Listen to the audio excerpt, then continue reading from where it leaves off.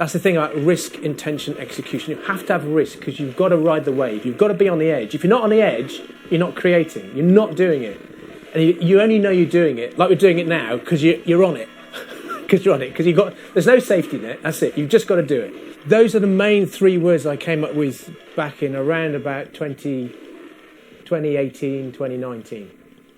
I've been painting all my life, near enough. When I was very small, when I was about 6, could have been no less than that. I was about 4 or 5 at school. I did a painting of a camel. The headmistress came back down and said, "You've got to see this child who's done this camel." I haven't got the camel, sadly. So I've been painting and creating stuff all my life. When you paint, any artist will put their life and soul into it. You know, there's a difference between artists and painters. There's always a big question, though. What's the big difference? Painters paint pictures and artists search for the truth. I think that was probably somebody else who said that. But creating stuff on the hoof, in the moment, is the most important thing for me now. So I painted for years, and I've been in design, and I've done stuff for the theatre. And you always look for a voice. So you can paint. I've painted dog portraits and stuff for scenery and graphic design. So I've been in commercial art as well, which it's okay, but it just, computers just bring it in. So I started back in 2011. I really needed to paint, and you don't know what to do because I can do all the things I'd done before, but you have that desire to create stuff. You're not too sure what it is. I was thinking the other night actually what it is, and it's this thing. When you create, it's like you have access to the rest of the universe.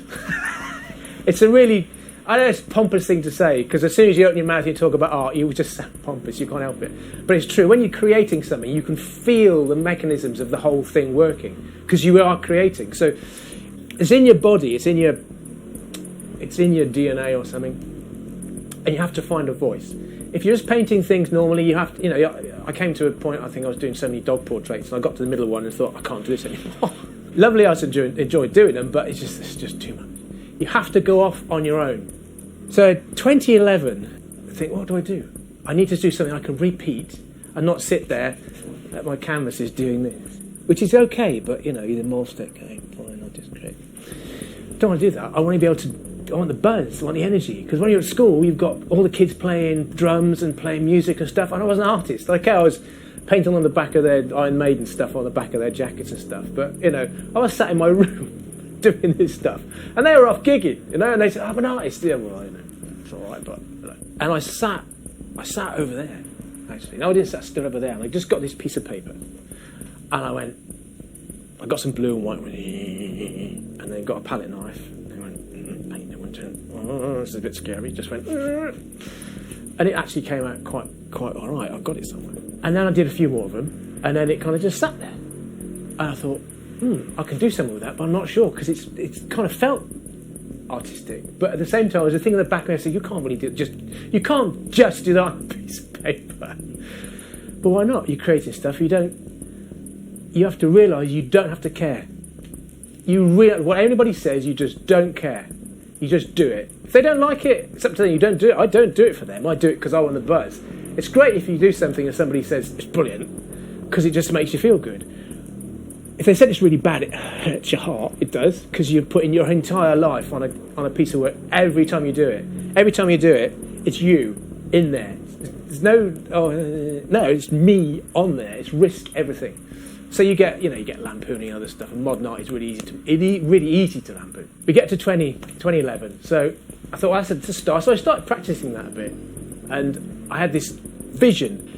27th of the 3rd, 2015, at 2:36 a.m. in the morning. Just a few months before then, I'd got into electronic dance music, and I listened to Pete Tong and Beat Trace and do through Radio 1. I was still thinking about this conundrum about how to create and what to do. So, precisely that time, I knew it was in my head brewing, so I looked at my watch. They were mixing the stuff, and so I wanted to mix the same way they were mixing. So my massive vision was in front of a massive audience with some DJs or a band doing stuff, and there am I painting to the music or doing something, having that same kind of risk. Because until you get into the electronic dance music, you don't really realise what they're doing. And they are doing the same thing. They're riding the edge. And when it works, I listen to a lot of DJs, you can tell, when it works, you can't tell a difference between one song and the next. And they all just gel and it works. There's no jarring, it's just perfect. So then I bored everyone to death about that for quite a long time. But wasn't too sure what to do with it. I had this vision, but no idea what to do with it. I'm in touch with the BBC over in Worcester quite a bit. I have a friend there, and I said, I'm doing this painting stuff, I'm not too sure what to do. I'm speed painting. And she said, well, come in for an interview then. We'll do speed painting on the radio. And I'd done this for about probably 5 minutes previously. I'd done one to I think, CT2000 for a DJ and put it to music. So I was getting the idea of, videoing it and doing it to music and stuff. I said, how long have I got? He said, all right. I said, 2 minutes? I said, what, 2 minutes? I can do 2 minutes? Do you want to throw 3 minutes? I said, yeah, all right, yeah, I'll do it. 3 minutes, we'll do it. So we're in there, Malcolm Boyd, and he's a great bloke. And we just did it. And it was good fun. So that gave me the inspiration and the extra bit, I need to do this live. Risk, intention, execution comes in. I wanted to do it, and I was talking about it. I want to do this in front of a live audience, and I want to do it massive. And I was talking about this for a while. And I think in March in 2019, I was sitting with some friends, we'd gone out for a meal. If you're going to do it, and you've been talking about it, you've just got to put a date in the theatre and do it. It's all in your head, just do it. So that's what I did. I did 17th of August 2019. I'd sold, I think it's mostly capacity, I think 55 out of 60 seats, which is quite good. Mostly friends. Set it all up. I mean, there was a lot of stress going on. I wasn't stressed about doing the performance because I can just talk, and I wasn't stressed about the painting because your adrenaline rushes. You're on it. You just do it. You just figure it all out. It was all the marketing and getting the stuff people there and doing this. And I wanted to do it all on my own to make sure I knew control everything and do what I could. So it's a vision. You do it, and off you go. And of course, it's a massive buzz. So I was there for 2.5 hours doing it. That's just extraordinary. So that's the performance. So art becomes then a performance. The Chinese writing, it's all the same. You're using different neural pathways and you're getting used to them. And then you allow your subconscious and non-thinking consciousness to work it all out. Everything in the world, something is happening and it will affect what I do. When people are in the room, it affects. When I'm on my own, I have to make a bit of risk. It's quite hard sometimes to find the risk, but you have to find some kind of risk eventually. And if you can't find it, you just do it. So I decided then I would do whereas before the live art one, that I would do one a day. So it means you're constantly doing it. So you have to, and it's discipline. There's no freedom without discipline. You have to do it. You say, right, I'm going to do it for a year. The 2017, I'm going to do it for a year. Every day, whatever. You have to paint, whether you're ill, and you do get ill, and it doesn't matter, anything can happen, you have to paint. Even if it's 1 minute to midnight, you have to have done it and photographed it. So then it's the discipline, that's it. And once you start doing it, I did it for a year. After that, it's just one, I thought I'd have a rest and do it one a month. And then it got to 2019, and I'll do it one a day again, because I miss it. I miss this thing. I'm right-handed, but I use my left hand. After, I think it was March, the paintings changed. And it's very funny, the funniest bit about the first painting, which is why I mentioned it, I struggled for the first 3 months. There's the ones in March. And those are very similar to that one. Extraordinary. The ones before then weren't. I started to use my left hand then. I think previous to that, because I needed to use the other side of the brain and also stop because my right hand is so used to doing everything. I'd done the previous thing, so in 2011, and when I hit the mark in 2017, it was already there and had been there for, 6 years, which is amazing. It's just cooking, really. I mean, obviously they've changed now because they all do change. They have to change from day to day. Then I got to 2020, and I was going to stop, and I got to the 1st of January on 2020 and thought, about 3 o'clock, what do I do now then? You better paint. So I just paint.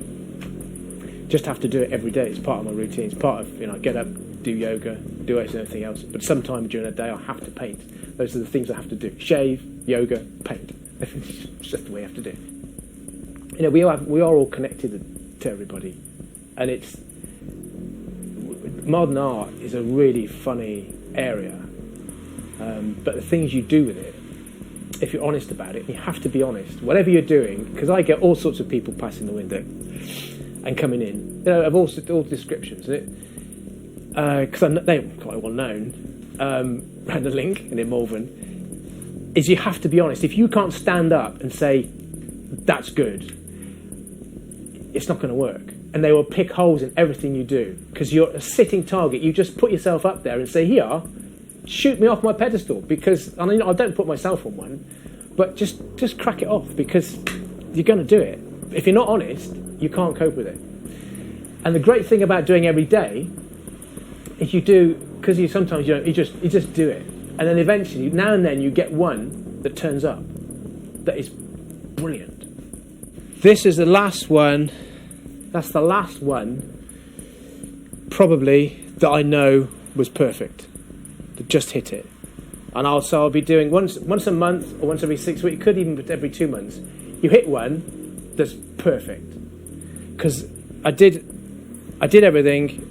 Because I set a tape into the board, and from the minute I started, I was on.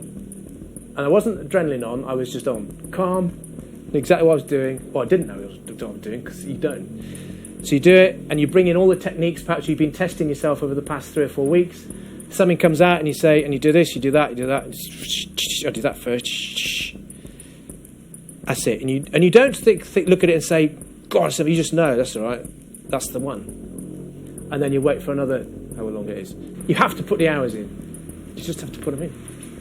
And now, because I've been doing it, well, I'll have my thousandth painting this year. But it just rolls on. It just does it. And now you really think, oh, it's going to finish, and it's going to do, and people don't. But people who don't even like art, or they say they don't like art, and they just say, thank you for putting the stuff in the window, because I display them every day today, yesterday, the day before, and the day before that as well, because there's 4 in the window now. Or just people who walk up and down, and they come down there's a guy I met, I think he works down in B&Q. I don't know what he does, but he passes the window and he says, thanks, every time I come down here, the old guy. I work out what the pictures mean and what they are and what they do and what they are for me, and then I come down and do it again. He said, and other people, thanks for doing that. And that makes the reason for doing it, another reason for doing it, just fulfills what you're doing. And there are certain things in my life that I know when I'm doing them, that's it. Don't argue with me. Not because I'm being arrogant, just I know what I'm doing. When I did the live art one, which is quite funny, at the end of it, because the audience get involved with it, and they're barracking and everything else, I got to the last stroke, and she said, don't do any more, don't do that, you'll ruin it. I said, I know what I'm doing. This painting isn't finished. You might think it's not finished. So you do the last stroke, and you make it work. You've got one shot. You've got to make it work. And if you're on the wave and you're riding and it's all working, it will work.